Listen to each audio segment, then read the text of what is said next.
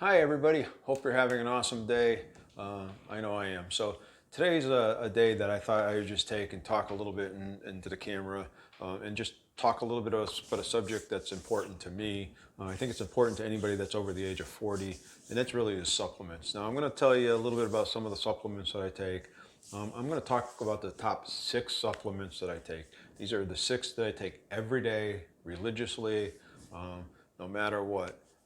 I'll give you a little bit of information. I'll put some reference links down below. So if you want to do some more research or some more digging, so you can go do that. I would say that I am not a medical professional. I am not a doctor. This is just all my opinion and information that I've collected on my own. I have put some notes together, so as I'm looking down, trying to make sure that I'm covering topics that that you might be interested in these supplements. I want to make sure I'm touching on some of the things. I also want to keep the video a little bit short. I don't want to go into too much detail, and otherwise I could probably talk about this for an hour, and I'd rather kind of keep it lower than that.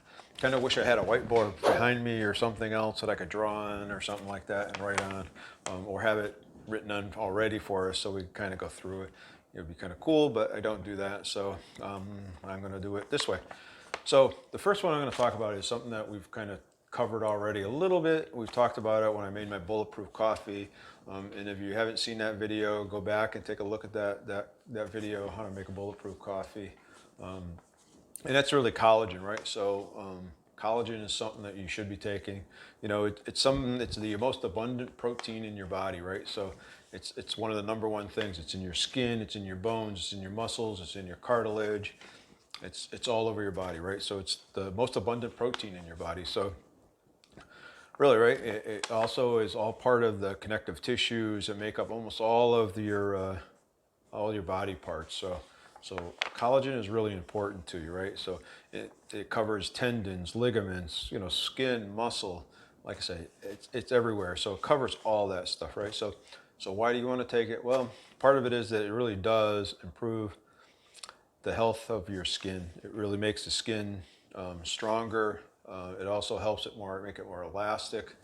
It helps hydrate the skin as well, so it keeps the skin well hydrated. So I know where we live here, it's pretty dry most of the year. The humidity is fairly low, so you can really feel it in your skin. So collagen is really healthy for you, right? It helps reduce all the wrinkles and everything else that you can get.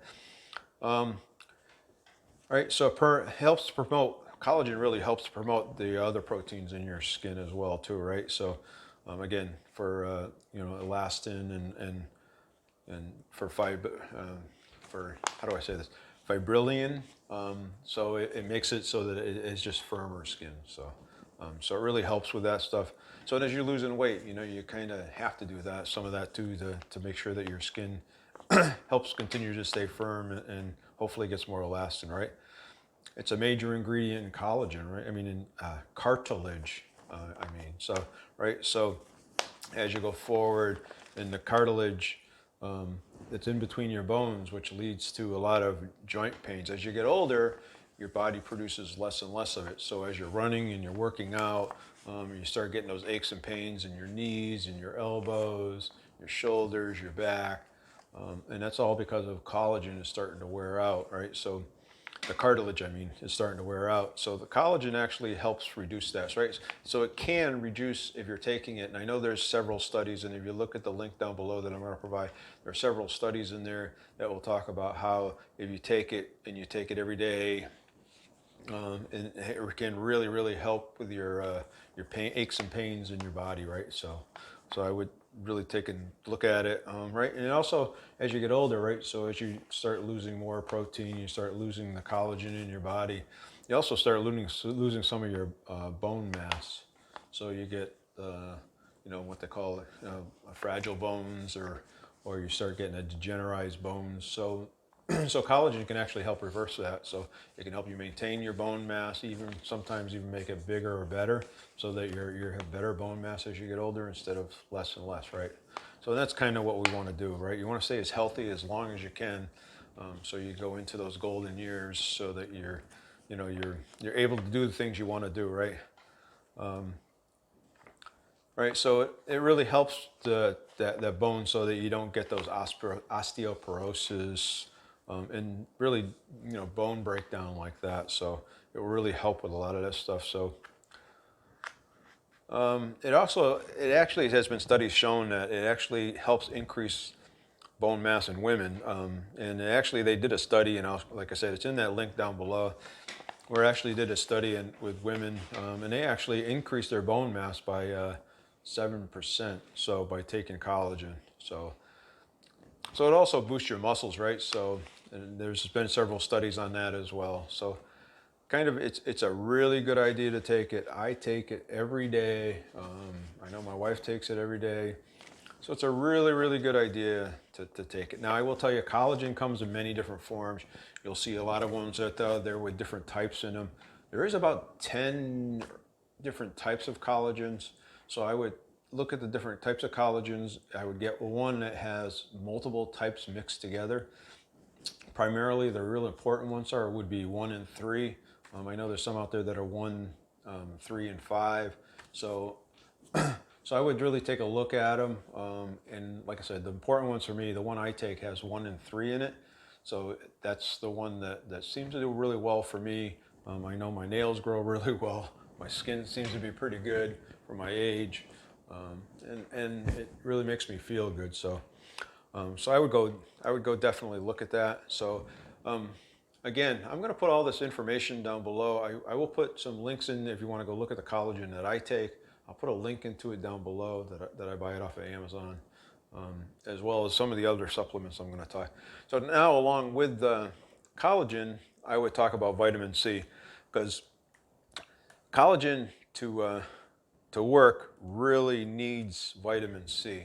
So it can't work without it. So you should be taking a vitamin C supplement along with a collagen. They go hand in hand, right? So one helps the other one. So one actually works in it and the other one allows it to get into the cell. So they really work together, right?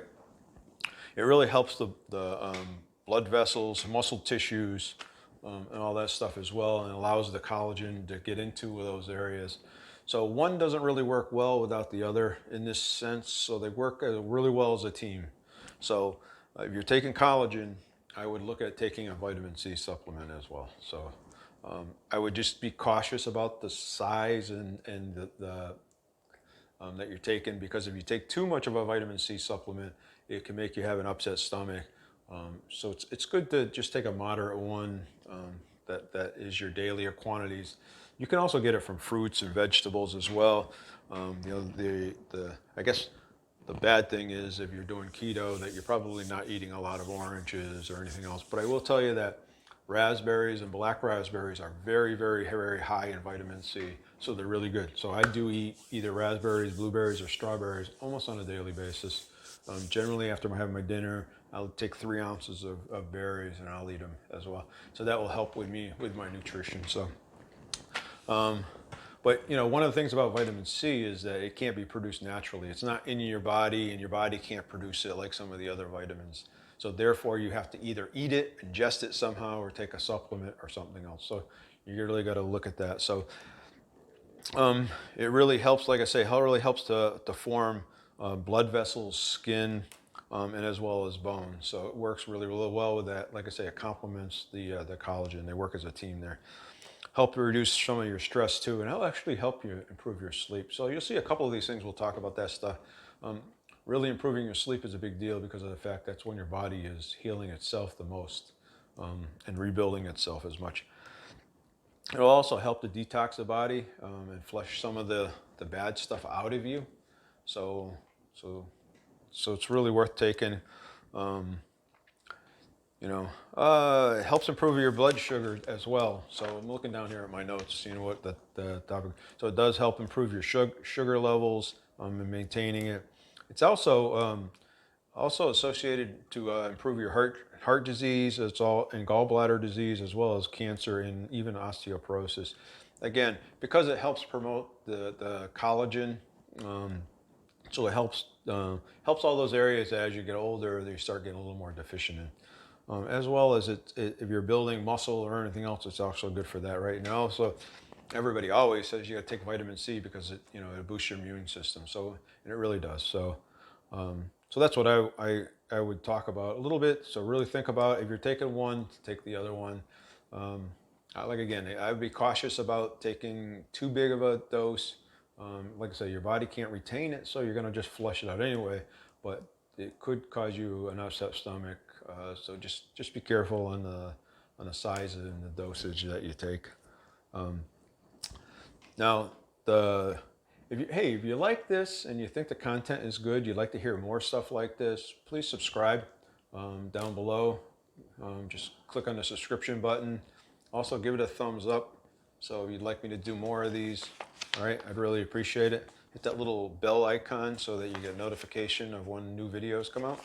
I really appreciate it. So the third one I would talk about really is omega-3s, right? So of course this is the fish oils or the krill oils or however you want to talk about it. So so this is really something that you want to look for. And when you're looking for omega-3s, you want to find something that's high in DHA. So the higher the DHA, the better off you are, right? So DHA will help promote that good cholesterol that you have in your body, right? So it actually, omega-3s have been proven to help lower your blood pressure. So if you have high blood pressure or if you have a tendency to get excited occasionally, it helps with some of that.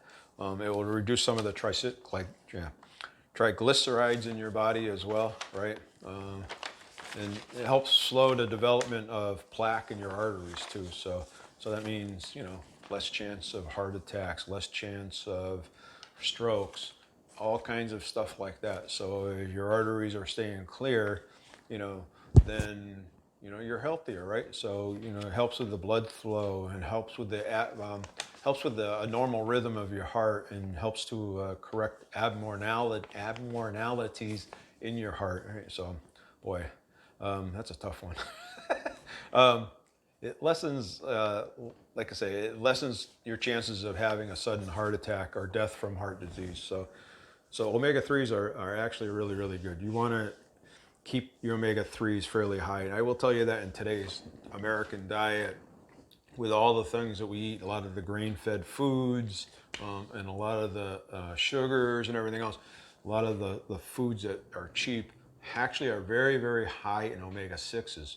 And omega-6s are all those saturated fats. They're all the saturated stuff that sticks in your clogs, in your arteries, all those things that make you sick, make you have poor health, make you have swollen legs and bone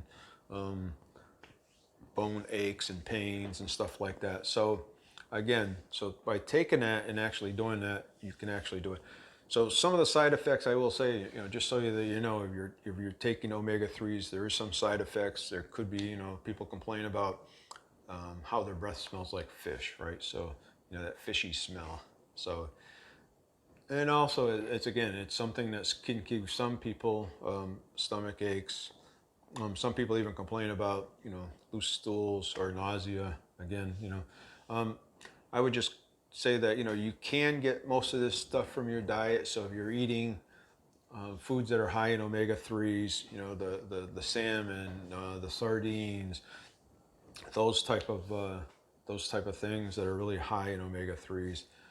Grass-fed beef is actually much higher in omega-3 than grain-fed beef, which is much higher in omega-6s, which are bad for you. So really look at it, and is it worth the price of paying a little more for a little better cut of meat so that I don't have to buy medication later on because I have problems with my heart and of that thing. So I pay now for the quality of the food, or I pay later for the medication that I have to take, the high blood pressure medicine and the heart medicine and all the other stuff, and the insulin and all the other stuff, right? So think about it. So the fourth, again, I would ask you, again, I'm going to keep saying it, right? Subscribe, like, and I will put the link down for this stuff down below so you can check it out and take a look at it. Again, I know I'm going rather long and I want to try to make this shorter. So the other ones I want to talk about is vitamin D, right? So it's called the sunshine vitamin, right? And so it's called the sunshine vitamin because your body, again, can't produce it. It has to be produced through interaction with either some type of food and or the sunshine. So most of the people think that they get a lot of vitamin D from milk and some other sources, but realistically, you get almost all of your vitamin D from the sunshine. So if you're not out in the sun and getting all that sunshine, then you're probably vitamin D deficient. So it's a really good thing to take. It actually helps you a lot, right? It actually helps with the absorption of calcium and phosphates, right? And helps facilitate the immune system. And in this day and age, you got to have as healthy an immune system as you can get, right? It improves the growth of bones, teeth, as well as resistance against certain diseases. And again, in these times, you need all that you can get. It decreases your chance of having a heart attack again. So it's another thing that's healthy for you because it's helping to promote your body growth in the right ways and giving you the right things. And it's been also proven to help develop flu, reduce the flu, and less likely that you're going to get the flu, right? Helps improve roles in mood as well as warding off depression. So that's one of the benefits, as well as helping to lose weight. So it's always a good thing to do, right? And if you're losing weight, you're probably not having all that stuff in your veins and blood. So therefore, you're improving your heart and lowering your heart disease. Again, vitamin D, another one, real good sources, same thing, salmon, sardines, egg yolks, shrimp. So those are just a few of those that I would say are really, really good. And again, I'm going to put some more links down below, so if you want to do some more research and look at it. And number 5 is magnesium. Again, this is probably a topic I could talk about for a really long time. I could probably do a separate video just on magnesium. There's 4 or 5 different kinds, I think 8 different kinds of magnesium out there in the market. And it's one of the most important nutrients for health in your body. So think about it. It's how much do we talk about magnesium, but it's the most important nutrient for health in your body, right? So it creates and utilizes energies in your body. These energies are created to create what they call microcondin. Oh boy, I can't say this word. Microcondin in the form of ATP, right? So in other words, this mitochondrion actually is cells and helps your cells to rejuvenate themselves, and it controls things in your blood like calcium, so that it keeps a balance in your body, right, of the right things and keeps them in the right balance. Sorry about that. Like I say, I'm not a professional, and I would have to practice these words a lot more before I get used to saying them. Every cell in your body relies on ATP in order to carry out its function. So think about it. So that means your cells can't carry out their functions the way they're supposed to if you're magnesium deficient, right? So it really does. It improves your sleep. It helps reduce your stress. It improves your mental performance. So maybe I need to take more of that. It helps you, and I know people in keto will probably understand this more than other folks, but it really does help with constipation. So if you're having those issues, it helps with that stuff. So it helps allow you to go more freely, because you do get constipated when you're on keto. It helps boost your immune system again, strengthen your bones and muscles, relieves pains, headaches, reduces anxieties. So those are all the things, like I said, it increases your energy. Those are all things that it does for you. So it's a great thing to take. There's a couple different types. There's malate, there's glucinate, there's chloride, there's ortholate, and L-therulate. So there's a bunch of different kinds out there. I know I take the glycinate one, so that seems to be the best one for me. It seems to be the works the best. It's mild. It doesn't affect my gut. It actually slow dissolving in my blood, and it actually has a very, very good absorption rate. So it's one of the better ones. So I would stay away from the oxide ones. It's an inferior, what they call inferior magnesium. And it's probably one that's out there in a lot of the vitamins that you see today out there in the market. Like I say, it's cheap and they throw it in there. So I would just kind of watch what they do. The other one was the chloride. So that's the other one that they put into your the common ones that you would see in most of the stores. So you really want to stick with the glycinate one. It's probably the better one of all of them to take. It's the one that I take. It's the one I would recommend. Again, good places to get it if you don't want to take supplements are really from spinach, Swiss chard, grass-fed dairy, avocados, pumpkin seeds, pink salt, nuts, dark chocolate, wild-caught fish, and bean sprouts and stuff of that nature are generally pretty high in magnesiums. So again, magnesium's it's a thing you really should look into. It's nothing, I never took them before in my life until I started doing keto. And now I take them every day, and I've learned a lot. So I've kind of changed from just going to the store and buying them off the shelf to now actually looking at the labels and picking out what I'm looking at. And then the last one I'm going to touch on real quick is just zinc, right? So I think that you need to look at zinc, right? So it really affects numerous functions in your body as well, right? So you do get zinc from meats and shellfish, right? But it does really does help with a lot of the functions in your bodies. It helps with gene expression and your immune functions, protein synthesis. Again, it helps with that. The DNA synthesis, wounds, so when you're cut that you heal faster. Growth and development as well, so you continue to grow and allow stuff. Now, they're recommending, according to the research I've done, is you never take more than 40 milligrams a day between your food and a supplement. So you just kind of want to be conscious of what you're taking and what you eat on a regular basis. I know I eat quite a bit of spinach and stuff, so the dosage I take is pretty low. But it's really, you have to look at it, right? So it really does, though, boost your immune system and helps you heal better when you get cut or you get hurt, right? It really reduces your risk of age-related diseases as well, and it actually helps helps with acne. So if you're having any kind of acne or acne breakout, it does help with that. And it also, one of the most important things for me is the inflammation. So it really helps decrease inflammation. So one of the things that I found when I started doing keto was that if I ate right, that I was eating foods that were not causing me inflammation in my body, the rice and the oats and the wheats and the corns, and therefore all of a sudden a lot of the aches and pains I had kind of went away. So that's a really big benefit.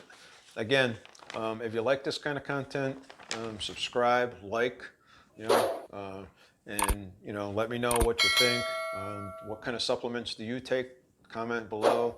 Do you take a supplement? Let me know what it is. If you have questions, ask me. I will put links again to the stuff down below so you can take a look at it. What I would call good vitamins. Again, vitamins, when you're taking them, I'd always go just down to CVS and I just pick whatever's on the shelf. Now I'm looking at the labels and I'm reading them because I'm finding out a lot of them are made with not such good stuff anymore. So again, I hope that you stick around, and we'll see you in the next video. Hope you have an awesome night, and we'll talk to you later.